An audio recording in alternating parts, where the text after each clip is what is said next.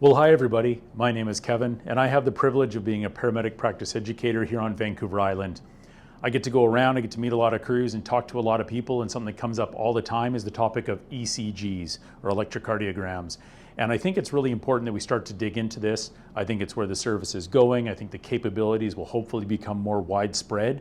But it's important to go back to basics and make sure people understand not just how to interpret an ECG, what it means to the physiology or pathophysiology of a patient. That's why I'm excited to kick off what I hope will be a new series that I like to call the ECG Extravaganza. ECG Extravaganza. ECG, yeah, yeah, Extravaganza. ECG Extravaganza. ECG, yeah, yeah, Extravaganza.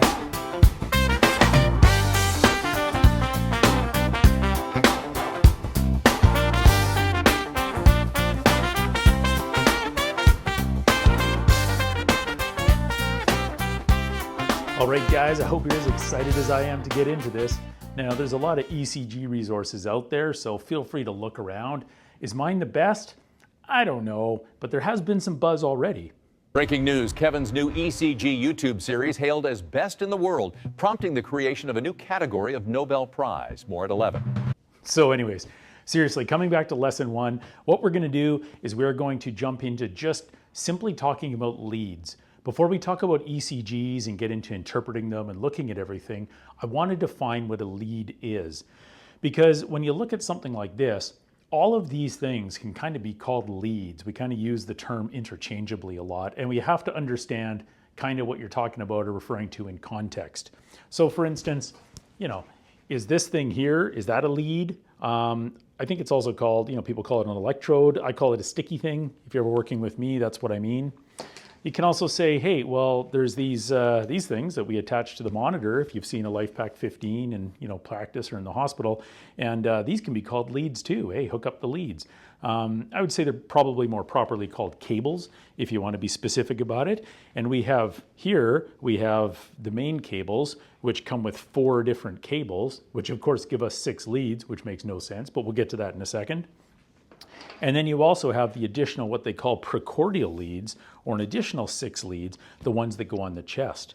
When you hook up all 10 of these cables, you of course, obviously, get a 12 lead. And we'll get into that, so that makes a little more sense for everybody in a second.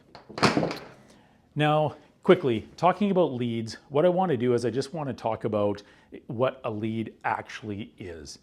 And a lead, despite some of the contextual issues that can come up with the linguistic challenges on a call, a lead is actually just a picture of the heart.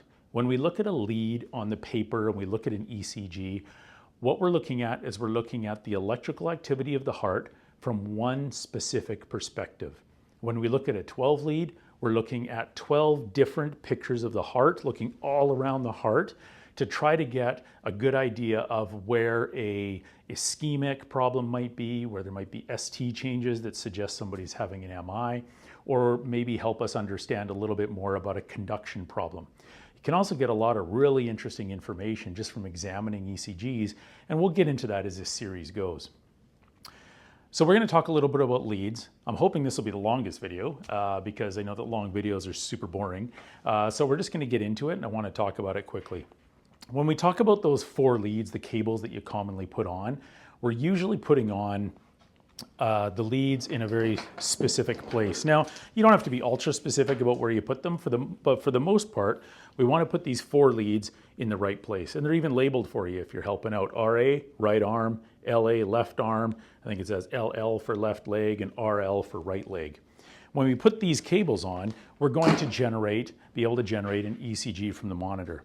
And this is where they go. The right arm obviously goes on the right arm, left arm up there, left leg goes down lower on the left side of the leg or the torso sometimes, and the right leg.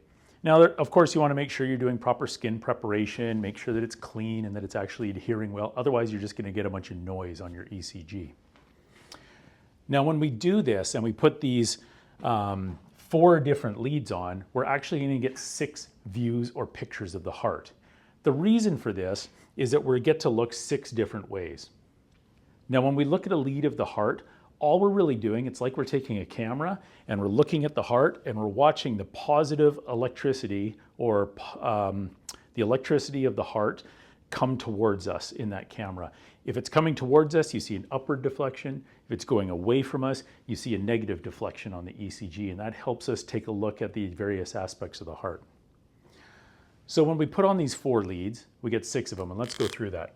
Lead 1 is simply assuming that the left arm here is the positive lead. So this is for lead 1. This is the positive lead, and we call the right arm the negative lead. So what we're doing is we're looking through essentially kind of more the top part of the heart, and we're looking to watch that electrical impulse come towards us, and we're seeing, hey, what's going on with that sort of top part of the heart, and what can we see with that? So that's what we're looking at with lead 1. With lead 2, the computer, and it can do all these at the same time. The computer, the monitor can do these, and instead what we do is when we look at lead 2, now we're saying, hey, let's look at this one as the positive and keep this one as the negative. So whereas this one here was lead 1, now we're going to look this way, kind of right through the bulk of the heart, and that's why we get a really good signal with lead 2. We get a nice big deflection because we're looking right through a lot of the heart, and this is going to be lead 2.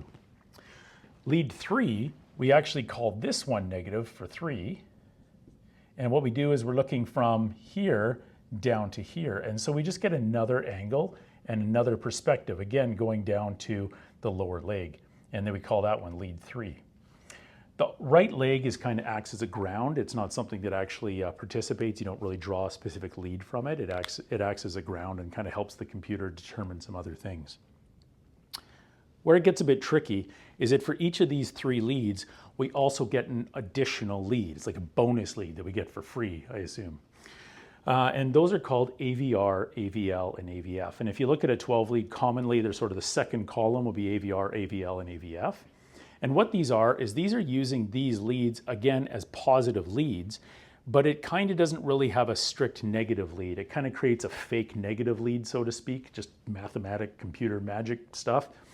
And it helps to take another, it sort of shifts the angle that we're looking through the heart and gives us a slightly different perspective. So we really get 6 leads looking at the heart out of 4 stickers or 4 cables that we put on. So if we use RA and we say, hey, you be the positive lead, and we'll just have sort of this fake negative lead, we call this one AVR. And the A just stands for augmented, but it sort of augments the signal to take a look at it if we call this the positive lead. So in this case, this is one of the few times where we're kind of looking, we're looking this way at the opposite direction of travel. And that's why if you look at AVR, a lot of it will be negatively deflected instead of positively deflected. When we look at LA and we don't use this as a negative, we just use that augmented lead, we tend to call this AVL to the left, and we tend to call this AVF. And I don't know, I assume F stands for foot. So AV foot, augmented voltage in the foot. And what we're doing is we're just generating those extra leads. After we do this, that gives us a good example of some parts of the heart, but kind of only in one plane or one way. What we want to do when we do a 12 lead is we want to actually take a look at the front and the side of the heart a little better. So then what we do is we take those extra 6 cables of the precordial leads, V1 through 6, and we tack those on to the front of somebody, and we say, hey, you be the positive lead, and again, it kind of uses a fake negative lead, so to speak, and you be the positive lead so we can get a different view at a bunch of the rest of the heart. So that's a lot. I kind of threw a lot at you. Thought what I might do, because I think what makes it easier sometimes is when you make use of the spaghetti squash of learning. So the spaghetti squash of learning is a good way because it obviously is a good representation of the heart as it sits in situ within the chest. And we can get an idea of this just to demonstrate it. So if we have this in our fake person standing beside me and I put all these stickies on and I want to look at lead 1 from here to here, what am I looking at as this sits? I'm kind of looking at the top of the heart, right? Just a sec, I can do it. It's like I'm kind of looking this way, right through the heart, and I'm getting a good picture of all that ECG information, the electrical activity of the heart coming towards me in this perspective, and that is what I'm looking at lead 1. When I look at lead 2, so I'm going now from using this as the negative down to this as the positive, Well, that's great. It's kind of like I'm looking like this, and I'm looking right through the heart, and I'm getting this great picture of the electrical activity going through the heart. When we switch to lead 3, coming from here down to here, it kind of just changes the angle. I'm still looking at the bottom of the heart, but it kind of changes the angle at which I'm looking at it. And when we look at the AVR, AVL, and AVF, it just adjusts, nice speaking, it adjusts your angle a little bit of what you're looking at. Whereas lead 1 was looking sort of straight across from here to here, when we have this sort of fake negative lead I mentioned before for the augmented ones, the AVL, it just kind of shifts the perspective, so you actually get a little bit of a higher look at the side or the lateral part of the heart in the left ventricle there. So you're getting those 6 leads looking around.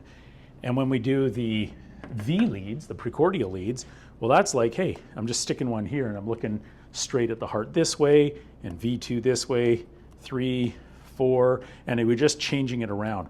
Why do we do it in this pattern? Well, it's because the left ventricle is so much of the mass of the heart and so much of the muscle. We want to get a really good picture of what's going on with that muscle mass because there's so much of it. It's more weighted to the left side of the heart.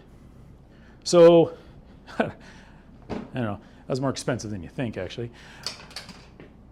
Enough said on leads. I hope you understand that a lead is simply a picture of the heart, and you're going to see the same tracing. You're going to see the same electrical activity just from 12 different perspectives. So what we're going to do next in the next video is we are going to get into the specifics of looking at a normal ECG waveform, the PQRST, not the pain one, but the PQRST of an ECG, where we'll talk about atrial and ventricular depolarization. And once we understand that, we'll get into a bit more of the pathology of things as it goes on, as it relates to ECG interpretation. There's so much to cover. I'll try not to make it super boring, and we're just going to go through it bit by bit. If you have any comments or questions, feel free to shoot me an email. And yeah, I'll talk to you soon when we tackle the P wave. You learned a lot about ECGs, I hope you had a good time. Please keep going, it's really a breeze and learning is sublime. Yes, learning is sublime.